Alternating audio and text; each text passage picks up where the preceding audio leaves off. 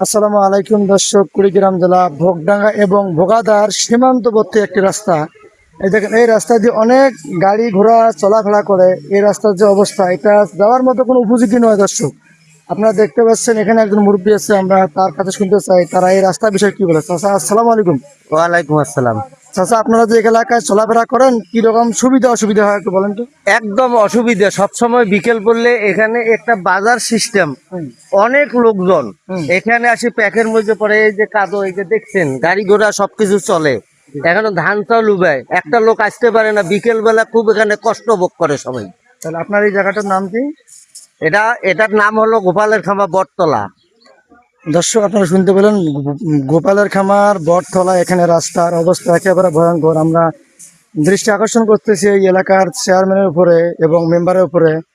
আর বিশেষ করে আকর্ষণ করতেছি আমাদের এমপি মহোদয়ের কাছে। তিনি যদি এইদিকে একটু চলাফেরা করেন, তাহলে আমাদের এই এলাকার রাস্তাগুলো যদি একটু দেখাশোনা করেন, তাহলে আমাদের এলাকার লোকের জন্য অনেকটা ভালো হবে এবং সুবিধা হবে চলাফেরা করার জন্য।